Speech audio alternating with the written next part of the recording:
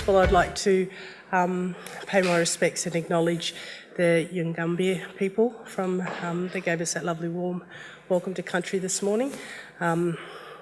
As Ellie said, I'm from the La Perouse community in Sydney with connections down the coast and up into the Hunter Valley.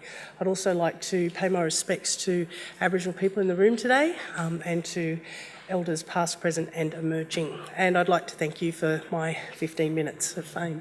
So let's see how this goes. So my talk is going to be, my presentation is going to be a bit of a change of pace. As Ellie said, I work for the Department of Planning and Environment in Sydney in a head office policy strategy position. And what I want to talk about today is developing the cultural competency and about unlocking shared learning, because I think a lot of people understandably concentrate on the need to bring Aboriginal communities, Aboriginal people up to speed with the various services or policies or programs that various government departments are developing. But to my mind, it's a two-way street, and it's the other side of that same coin. So I head up the Aboriginal Community Land and Infrastructure Program called ACLIP, and the big picture aim that I have, my dream, if I have a dream, is that Aboriginal strategic land use planning is part of our core business, not just for the Department of Planning, but for planning authorities across New South Wales. And the reason I've made that the aim is because often in my career, Aboriginal issues essentially become other, different, difficult. People don't feel like they're well equipped to deal with them. They get put on well-meaning lists of things to do, but people are human and they like to do what confirms that they're capable, and so those things on the list just keep going down and then they get up again and they go down, but they never actually quite get done. And I've seen this happen with Aboriginal programs and things like that for a very long time now. So what I really want is a department that feels capable to be able to deal with Aboriginal strategic land use planning issues as just part of your normal business as usual. So in order to try and achieve that, what we looked at were three principles. Now these come in part from some parliamentary inquiries. They're sort of from the New South Wales Aboriginal Land Rights Act, the intent and the objectives of that Act. Essentially it's about unlocking the economic potential of Aboriginal communities, looking at Aboriginal communities as potential developers when it comes to their land. It's not just about environment and heritage, although of course they are incredibly important to Aboriginal people. Aboriginal people are also landholders and major stakeholders when it comes to talking about land and development. And there needs to be a shift in the thinking around that. And part of the way to do that is to develop the capacity in Aboriginal communities to better engage with the planning system. Planning to Aboriginal communities is quite an invisible function. It's to a lot of communities. It's quite an invisible function, but it's also an invisible profession.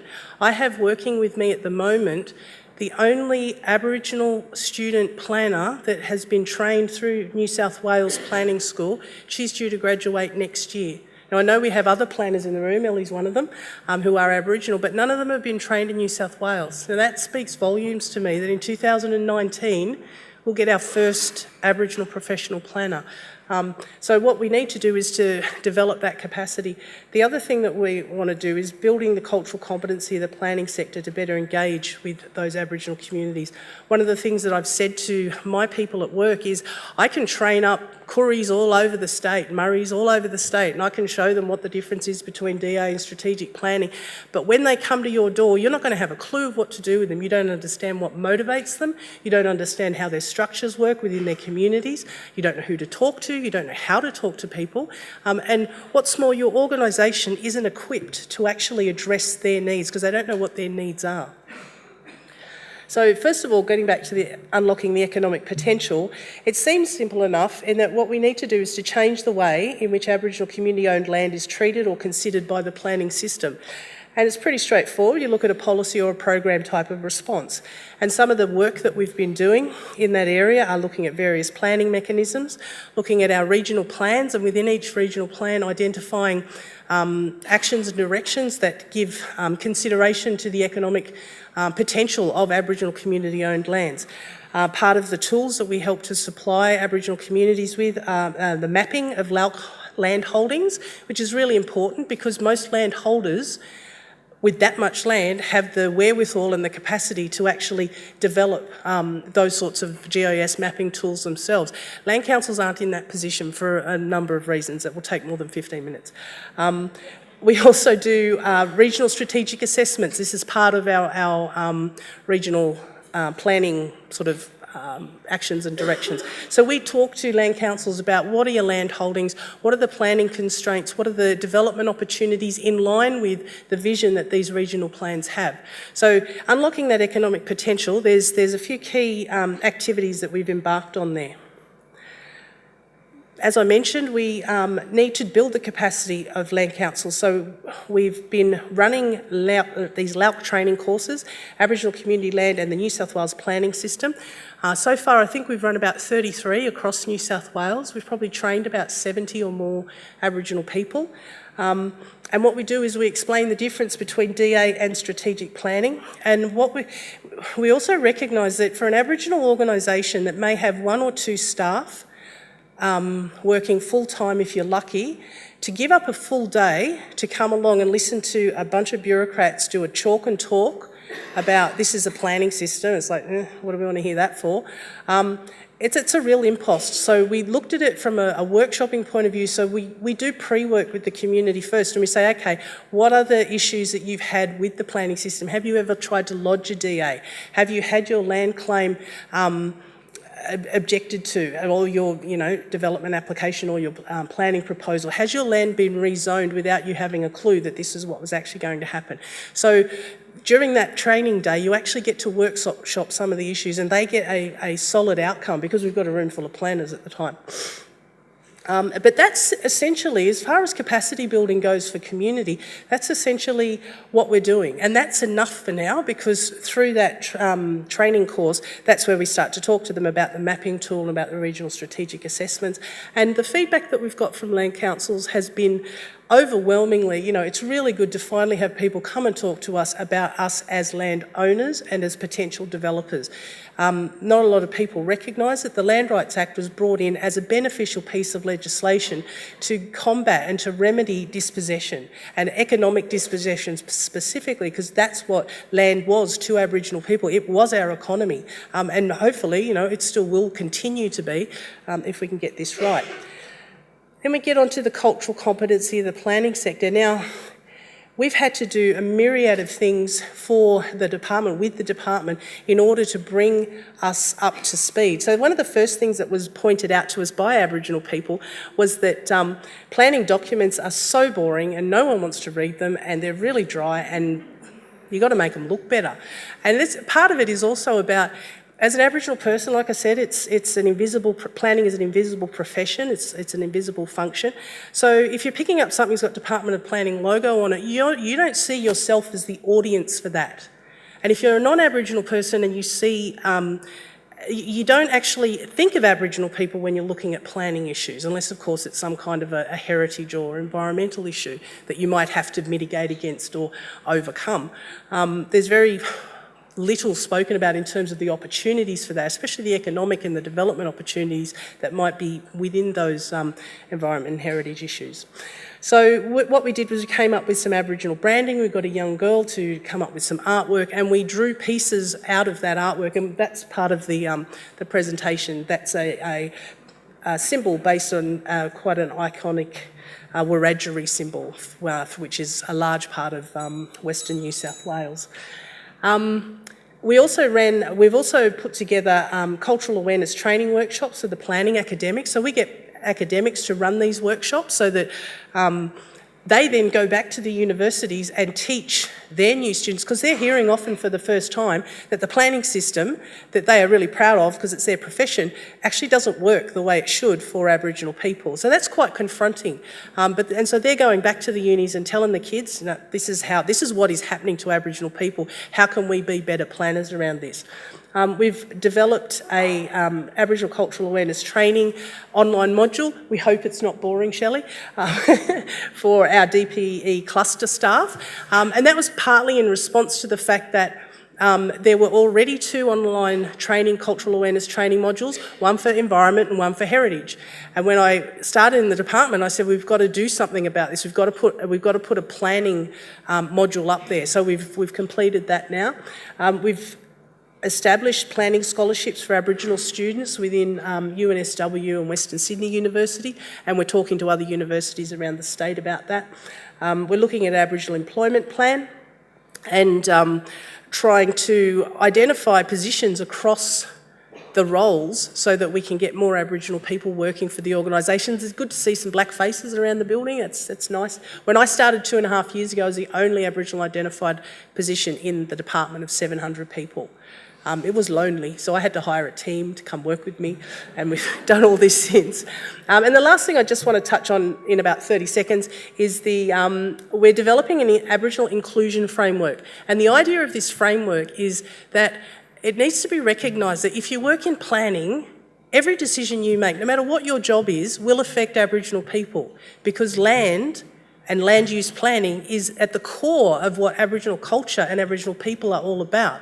And a large part of what has affected and impacted Aboriginal people detrimentally over the last couple of centuries has been the non-thinking about, well, if we put this policy in place, how will it affect Aboriginal people? So with an inclusion framework, what we want to have a look at is sort of turning the picture on its head and saying, okay, before we release this policy, before we develop this policy, how will this work or not for Aboriginal people? And just start to ask the question. The answer might be negligible, the answer might be huge, but at least that way you're trying to sort of overcome that issue of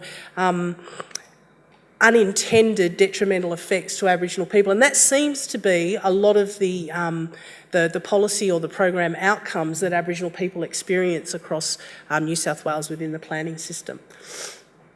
And that's me done. Thank you very much.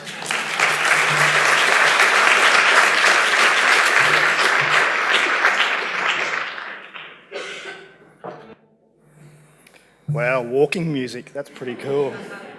Never had that before. G'day everybody, Yama. Yama in my language, my Gomeroi language, my people's first language means hello. So, Yama.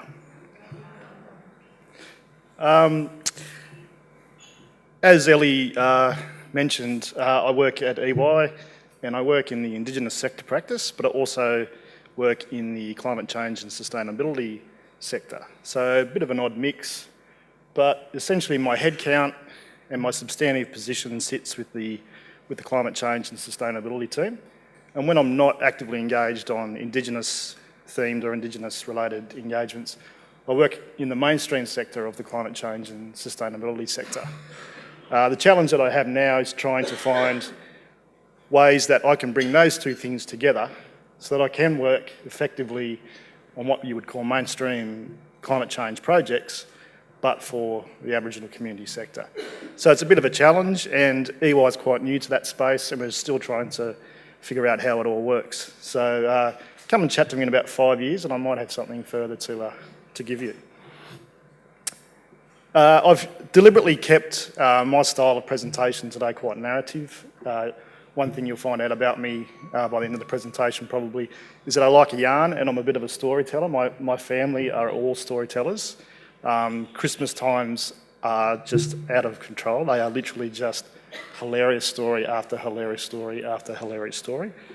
So I've deliberately kept it as a narrative style as I sort of share some of my experiences throughout my working career. And today I'd like to chat to you about the importance of finding common ground. So I've worked across a number of sectors. I had a long-term stint in education in New South Wales. I've worked in the New South Wales Land Council sector. I've worked in natural resource management, also in New South Wales, the NGO sector for a large NGO in Queensland. I had several years in oil and gas, and now I find myself at EY. And throughout all of those positions, I always had a very external-facing part to my role, and that external-facing part of my role related to engagement, with the Indigenous communities. I think at this point it's important for me to note that even though I am an Indigenous man and I am professionally known as an Indigenous man, it is still always really, really important for me to remember that when I'm dealing with other Indigenous people, I still need to engage them in a culturally appropriate ways. So just by virtue of the fact that I might be the person that's delivering the engagement, that doesn't necessarily mean it is culturally appropriate. So it's a bit of a trick that I've got to keep reminding myself to do so that I can make sure that my engagements are authentic and that the Aboriginal people that I'm engaging with are treated, that their culture is valued and respected. The first example that I'll share with you today involves a relationship that I had with a child during my education days.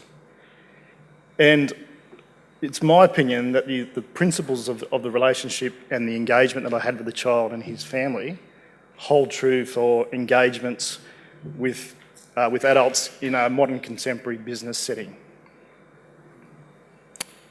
I believe that because I think sometimes we're guilty of overthinking the ways in which we engage. And in some of the conversations that I've had since I've been here yesterday,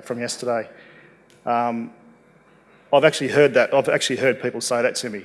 We tend to overthink. We forget to do the really simple things, such as saying g'day to somebody, having a coffee with somebody, and things like that.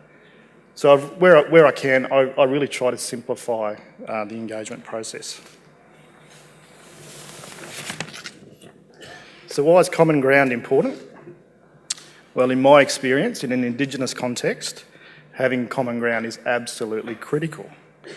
It's critical if you ever hope to establish and maintain a meaningful relationship, and it's the meaningful relationship from which you'll be able to do business. It's also my experience that Aboriginal people will often value, over and above every other aspect of your professional relationship, they will often value most the personal relationship that you have with them.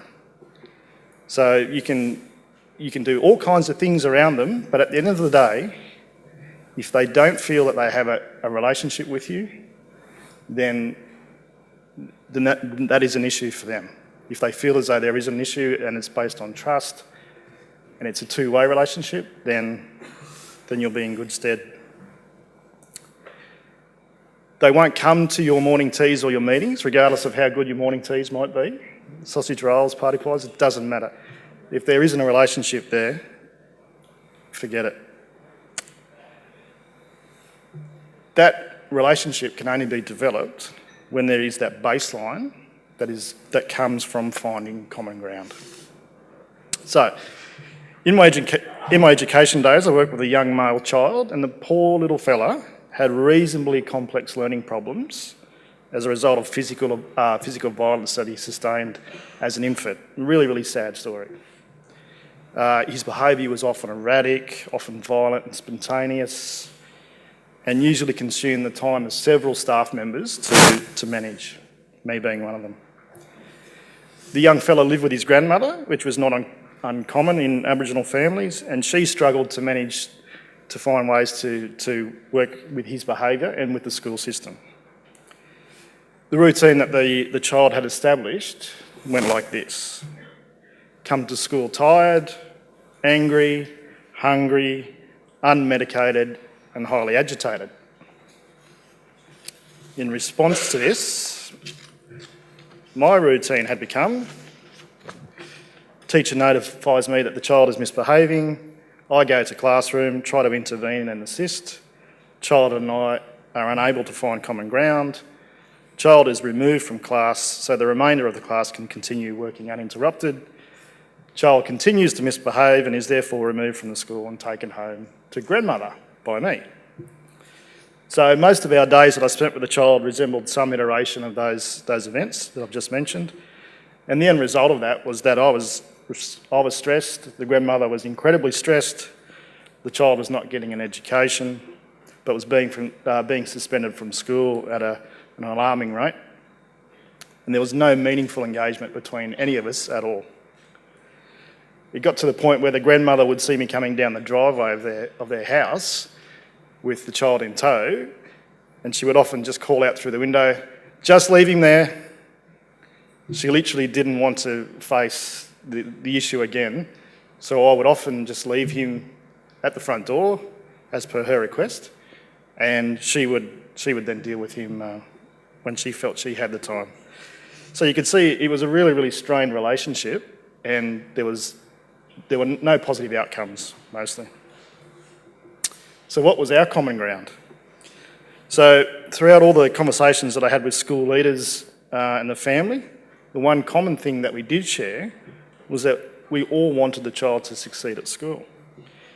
But despite this point being repeated again and again and again and again and again by all the parties, none of us had ever paused long enough to actually think about what needed to change so that that could actually happen.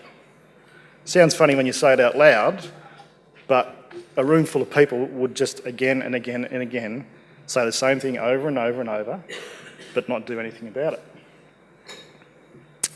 So in trying to change the outcomes for the young fella, I took it upon myself, I decided to do something about it. And so on the days when his behaviour was such that I had to take him home and remove him from the school, I would try and hang around at the house for as long as I could, just so I could develop a bit of a better sense of the child's home life, understand where he lived, find out what I could that might help me find some common ground. So after a while, I was able to understand what toys he liked. I could see the family was very, very proud of him despite his behaviour. The walls in the living room were absolutely covered in photos of the young fella. And the one thing that I did find was that he was very, very much into fast cars and motorbikes, absolutely fascinated by them. So had I found our common ground? Well, not really, because I'm not into fast cars and motorbikes, but he was.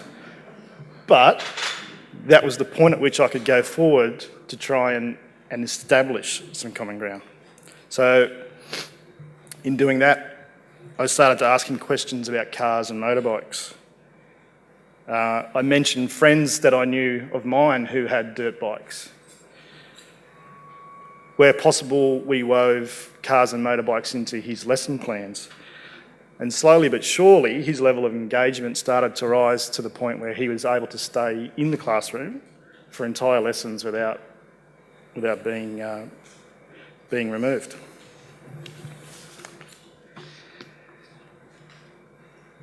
As that child graduated through his years of schooling, he continued to have some pretty serious health issues resulting from the original incidents in his life. Gee, that went quick. And as a person that worked very closely with him on a daily basis, I was often part of the conversations that he and his family had with the doctors that were providing care for him.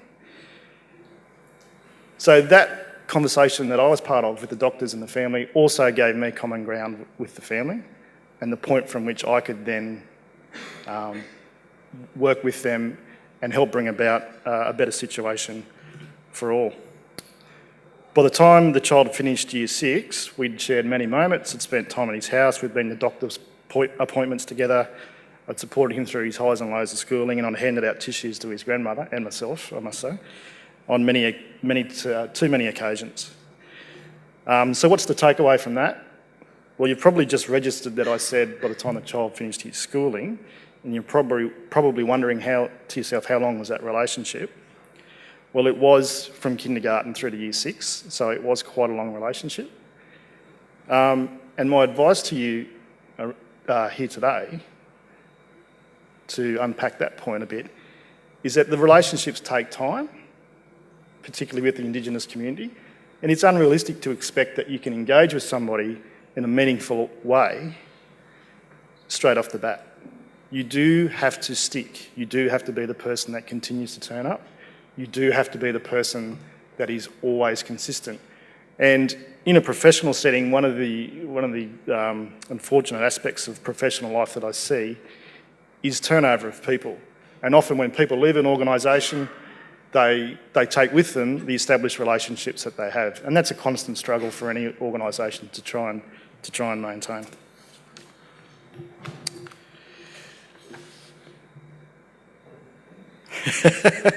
Getting the hook. So common ground isn't enough. It's just a starting point. Once you've found your common ground, you really need to find ways to develop and maintain it and strengthen it.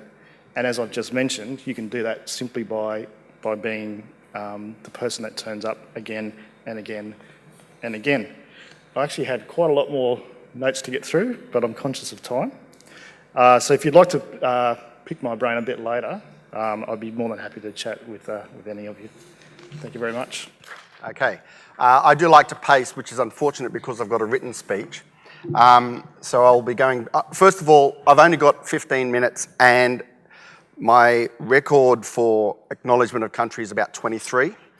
So I have to race over that bit and just say, look, thank you to the Yugambeh mob, firstly for their generous welcome, for allowing me to do business on their country, and to let them know that I support them, to say publicly that I support them on their aspirations and their challenge for their land going forward.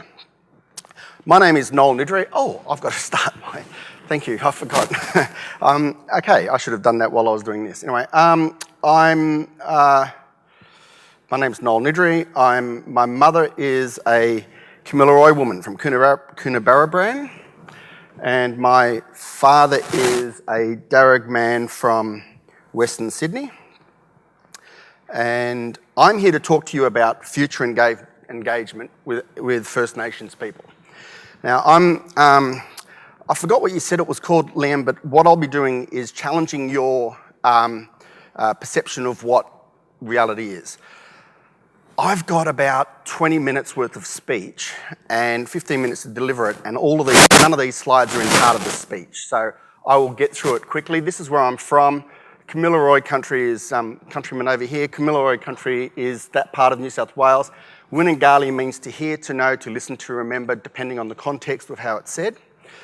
So as a community engagement professional, what better name to use? This is who I am. Now, as you can see from that, which is a real good takeaway for you, is it starts with my family and it finishes with my professional qualifications. It's inverted to what you would do from a Western context, which is a bit of a theme to what I'll be talking about, which is what you're expecting is really not what you're going to get. Because we're showing family slides, family photos, here's my family. This is my great-grandmother, this 18-something. She went to the local photography house at Coonabarabran, got the chance to pull that on, got a photo taken, took it off, and then went back.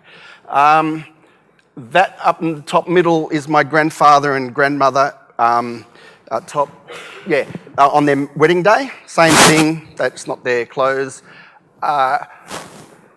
Anyway, so, that's there. And what's really interesting here is that's a 1930s photo of Sydney Harbour Bridge. They made the trip to Sydney to walk. Anyway, this is a really interesting thing.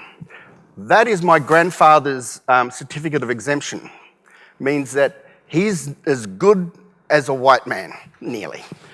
And as you can see, he was 38 years of age, and he was a half-caste. Coming back to, so this is not fiction, this is real. He had to have that with him to say, I get to travel over around New South Wales. And the irony is, a few years later, I had to get a certificate from my mob. This is from In fact, that was from Darug Tribal Council to say that I'm really a black man. So yes, I'm actually a black man and he's just as good as a white man. All right, Wollongali has a network of people. It's a loose association.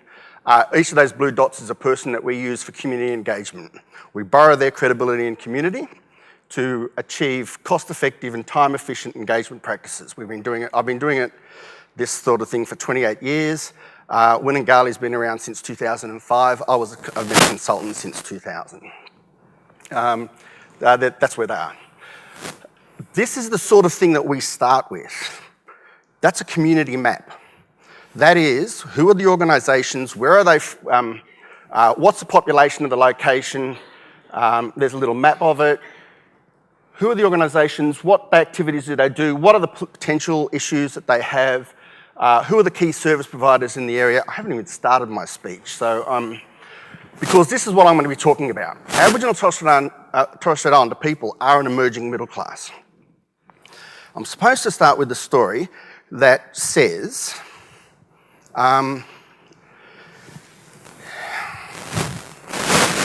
we all think community engagement is easy because it's treating people the way you want to be treated. Hey, it makes sense.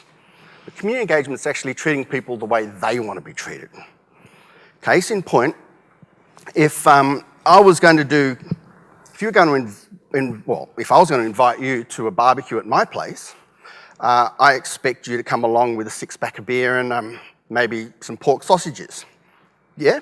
Some people heard me tell this story last night. But if I'm invited to the same barbecue in Saudi Arabia, and I'm bringing a six-pack of beer and pork sausages, I'm going to get my hands cut off. Yeah? So it's how they want to be treated, not how because that's how I want to be treated, so I'll roll up with my six-pack of beer and pork sausages.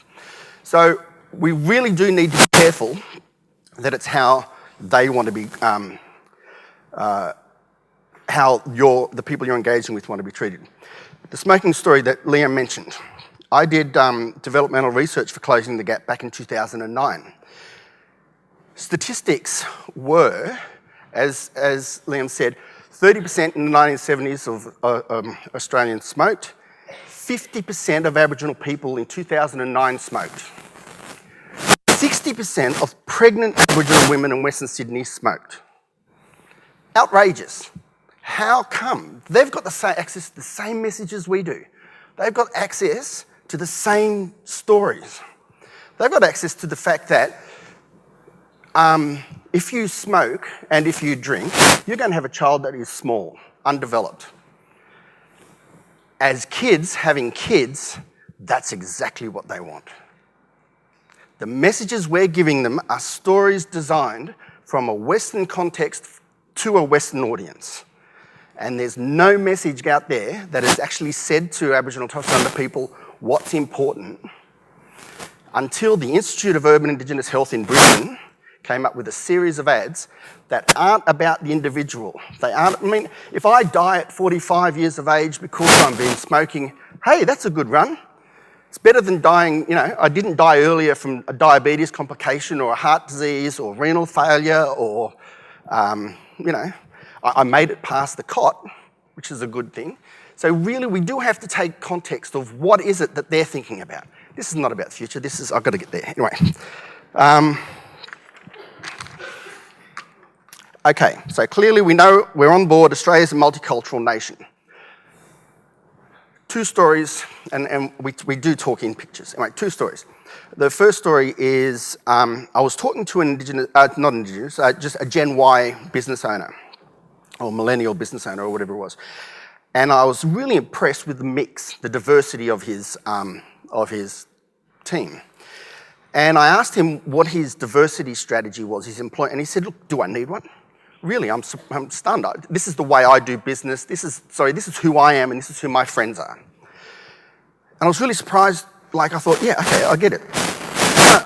Another story, my son, I used to be heavily involved in my son's schooling, and his school captain was announced, Lucy. And I said, who's Lucy? And he said, oh, she's tall, she's got dark hair, she's really good at sport, really funny. She sits next to Maria, not Maria P, Maria K. She's fast, you know. Anyway, it turns out she's the Vietnamese girl in the class, okay? He didn't even think that that was a thing to talk about. This is the future. This is the future engagement environment that we have to talk about, that we have to look at. In the past, we've seen our population as primarily homogenous, but our clients, our customers, our suppliers, our competitors come to the space without that burden. They come to the space with a different frame of what the population is and what doing business is, what engaging is. And that engagement is not from me as a dominant paradigm, me from the government, me from the Anglo-centric vendor. I'm actually the person who my audience is diverse. So I have to get there. I have to understand what diversity is. So I'm Australian, I'm Aboriginal, I've already said that. I believe Australia's First Nations population is where this change will be seen, and I firmly, genuinely believe this, where this change will be seen most starkly. We currently engage with First Nations people to see positive social outcomes, improved employment rates, better education attainment, and enhanced health outcomes. That was going to be the way I was going to talk about today. But it's the very success of these engagement activities that will see the biggest change in your engagement future, in who you're going to engage with. The case for an Aboriginal Torres Strait Islander middle class is a compelling narrative. Now, closing the gap has had limited success, but this is not that story. This is a different story. The statistics I'm going to refer to are not those statistics.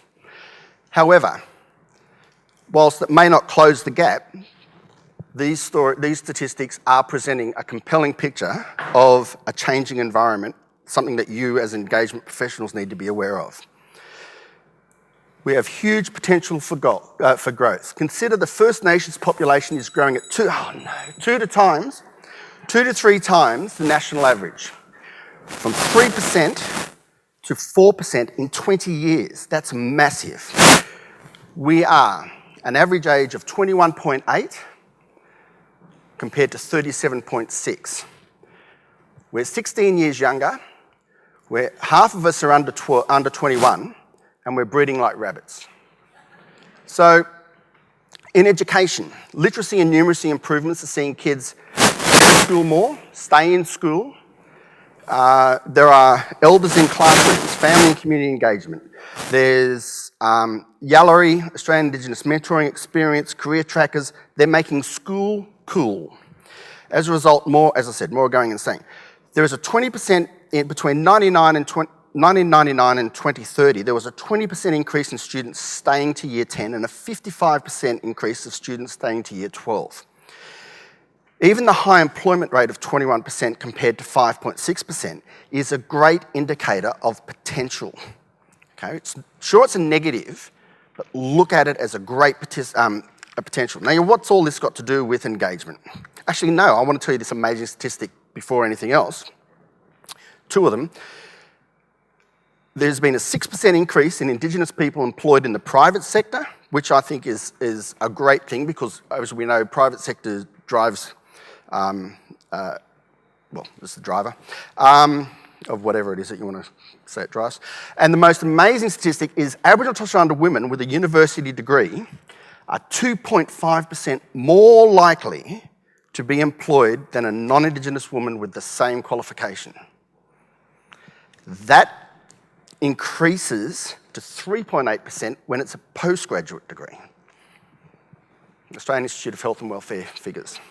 So the simple narrative for engagement professionals is be prepared. Before too long, a young cashed-up consumer group will be your client base. Before long, a well-educated and highly prized employee pool will apply for jobs, and they'll come looking for careers. It's your job as an engaging person to make sure to attract, support and mentor them so that you're making best use of their skills. If you offer them more money, it won't work. If you buy them on price, you lose them on price, okay? You need to make them part of your story. And this is not a message, and this is not a message about what's the key to engage with Aboriginal Torres Strait Islander people. This is a message about what do you need to do to change, okay? You're not changing me as an applicant, you're not changing with me as the target of your engagement. You have to change so that I will engage with you.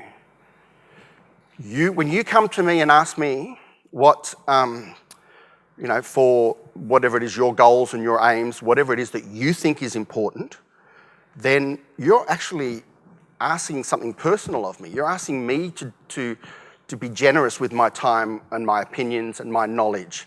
So to then ask me also to change the way I do things, just to get that, and I know anyway.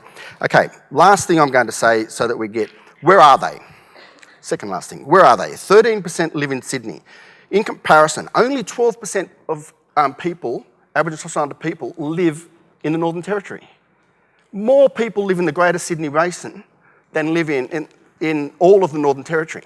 14% live in Western Australia, 29% in Queensland, 31% in New South Wales, 6% in Victoria. You've got to know where they are. What's happening in the future? Oh, well, here's another point. Native title prescribed bodies corporate have funds under management at the moment more than anybody except the largest superannuation funds. This is not, why is this relevant to you?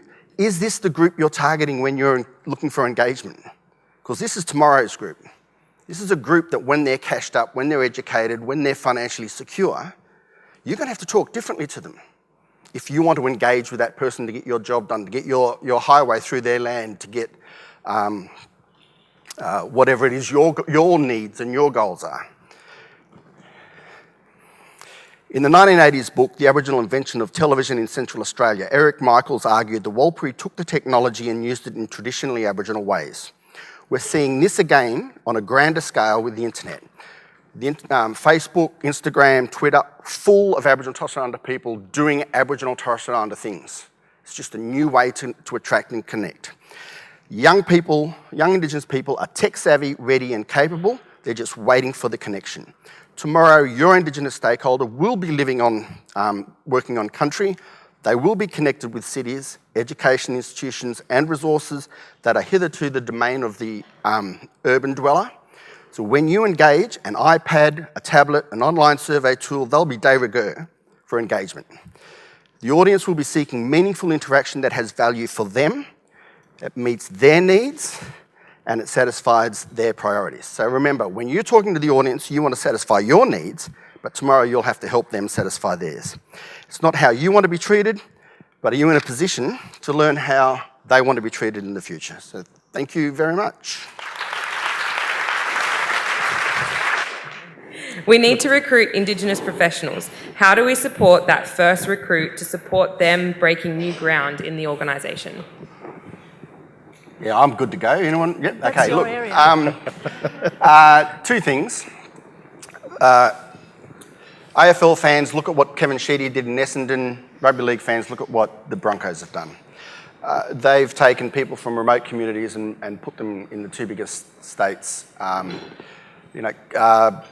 Greg Inglis was with a family, Aboriginal family in Nunda, I think it was, whilst he finished his schooling as a young feeder for a feeder club for Brisbane Storm. When you're looking to attract Aboriginal Torres Strait Islander employees, as I said before, you need to work on your company. You need to make your company worth me coming to. If that's a goal of yours, and Virgin Australia did a recruitment campaign where they went from 8 to 150 people and they won awards for it. If anyone here is in HR, they would know about that recruitment campaign. They won awards within 6 months, which is the story that's where we stopped. But if we look into the story, they lost half of them within the next 6 months. Why did they lose? Because they didn't they didn't do anything to themselves. They didn't change what they were doing. So 50% of their recruitment dollar, their onboarding costs, their training, all that expenditure was lost because they didn't think, well, what do we do once we've got them? My question to you is, what are you doing, whoever wants to recruit the professional, what are you doing to retain them? If you build it, they'll come, but you have to build it the way they want to come to. Can I just give an example maybe, just to back that up? So many of us call that sort of, that kind of stuff that we all think we do well, which is making ourselves attractive to any possible job seeker, and making anyone feel comfortable to be working within our workplaces. We like to think that we do that for anyone, whether they're Aboriginal or not. So it's just sort of thinking about things like policies and practices, and do they currently exclude Aboriginal and Torres Strait Islander people potentially from applying or being successful? So, for example, do you have leave entitlements that are flexible to allow for Aboriginal and Torres Strait Islander demographic who are most likely going to need business leave more often than someone else? And the fact is that we know that statistically that is true. And carers leave, for instance, which is a very big issue for Aboriginal and Torres Strait Islander families who have broad commitments with their families and big families at that. So, just sort of thinking about what you currently have, and would it be worthwhile to tinker with the standard a little bit to make sure that everybody has the chance to be successful? Thank you. Something else I think to add there as well, I think it's been mentioned on this stage, the internal cultural competency of your organisation. I think making sure that your people are equipped in managing Aboriginal and Torres Strait Islander people and making sure that it's a safe and culturally safe place is really important. So I have a question here for Tanya. I've heard concerns that mapping Aboriginal land and heritage can undermine locally held knowledge. What do you think? Yeah, so well, I agree that it can, because I worked in heritage for a while, and our heritage is within our people, our culture is within our people, our languages, our cultural expression. The sites that are important to us, the heritage sites that are important to us, obviously sit in the landscape, but the knowledge about why they're significant to us sits in our people. So I think there needs to be a great degree of care taken when you are looking at mapping heritage sites. The information that we gather when we're talking with the mapping that I was talking about is around mapping Aboriginal community-owned land that's been gained under the Land Rights Act, and what that is freehold title land, so it's private land. And it's not, under the Land Rights Act, you don't have to prove any kind of cultural association, or it doesn't have to be of any particular heritage significance. It just has to be unused Crown land in New South Wales. So hopefully that's answered that question. Great. Corey, how can we best engage Indigenous people in the climate change conversation, and how could these lessons impact climate change strategy in Australia? Yeah, great question. If you think about Indigenous people across the world, they always live very, very closely connected to the climate and to the environment.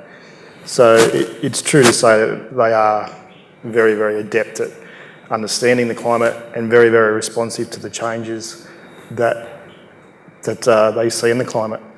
So in some of the remote parts of Australia, communities are now being faced with issues relating directly to water, namely the quality of the water and the supply of the water. And in New South Wales now you see, a pretty severe drought taking effect. My own hometown, is absolutely crippled at the moment by a lack of water. But if you then take that sort of scenario and apply it to a remote Indigenous community, where the skills don't exist in the community to adapt to climate change and to understand it in a way that they can bring some clarity to the situation and bring assistance to the situation to resolve it, becomes quite a disabling sort of phenomenon for the people in those communities. So working with communities, we need to understand what traditional knowledge still exists, what the people understand about about their local climate. That they live there, they see it every day, they can tell you the most intimate details about it. So part of what I tried to do is bring that knowledge, that traditional knowledge, and give it a Western science context, I suppose, so that it can be manipulated by Western science to then go back into communities to bring assistance to their situation. What was the second part of the question? And could those lessons impact climate change strategy? Yeah, definitely. I think for too long we've ignored the Indigenous knowledge that exists around climate and climate change and what needs to occur so that climate change doesn't have the profound effect that it is already having. I know some communities in the Northern Territory who are very, very closely connected to their local environment, and the knowledge that exists amongst the old people in those communities is quite staggering. And when you take Western thinking to those sorts of places, and they talk with the old people, it doesn't take very long for the Western thinking science sort of people to understand that the old people actually do know what they're talking about, and they're just articulating it through an Indigenous lens. And to sort of pick up on my thread before, it doesn't take very long to find common ground in those dialogues. So yeah, most definitely, Indigenous knowledge around climate change should and must be part of that dialogue. Thank you. I think that's actually a really important point as well. In the engagement profession, that two-way learning, sitting down and learning from each other rather than going with a one-way agenda is something that really does unlock a lot of trust and authenticity in your conversations. I really like this question too. Considering all speakers have Indigenous descent, could a non-Indigenous professional also excel in this area? Well, speaking from my team's experience, as I mentioned before, we couldn't find an Aboriginal planet. I tried to poach Ellie, I'll be honest. She wouldn't have any of it. She's quite happy where she is, so obviously. So we got a non-Indigenous person to come and work as a planner within our team. She had come from Victoria, and she had quite an open mind and a broad education understanding about Indigenous people in that part of Australia. And because she came at the job with a sense of humility and was always open to learning, and recognised that she was a white person dealing with Aboriginal people. We did have some interesting staff chats with the rest of the team sometimes. She could be quite abrupt. She didn't see it as being abrupt, she was just being forthright and questioning. But some of the Aboriginal staff saw that as a little bit too sort of almost accusatory, and it was a learning process for all of us, I think. So yeah, I personally don't have a problem with non-Indigenous people working in Indigenous affairs and the area that I work in, but it's that thing of, and for want of a better phrase, it's about knowing your place. It's about recognising that you are often coming at this from an area of incredible privilege, and yeah, you just need to be mindful of that, I guess, in your dealings. Can I add to that, in support of that? There is no alternative. There are simply not enough Aboriginal and Torres Strait Islander people in the workforce that can make this work. We need you. We need partners. We need people who are willing to be change partners and agents with us. We need to be shoulder to shoulder, regardless of what sector we work in, regardless of what our jobs are, regardless of what our passions are. It is time for us all to step up and do what we need to do together and to work in partnership with one another, and it is the only way that we're going to get to the other side. One of my big passions is to work myself out of a job. And that will only be possible if you work with me. And I think that's the case for all of us. Can I just add one more thing quickly? So I was talking about the cultural competency work that I do within organisations. One of my clients is Reconciliation Australia, the very organisation that's designed to repair relationships and for Indigenous and non-Indigenous people to work together. And they too have struggled with the notion of having non-Indigenous people working on blackfella stuff. So please don't feel as though this is new and you're alone. Everybody needs to have conversations about this, think about how they're going to work through them, remember which lens you're looking through, and be willing to learn from each other. Thank you very much. I'm already 3 minutes over time, so I'm not doing my job very well. But would you please join me in thanking the speakers?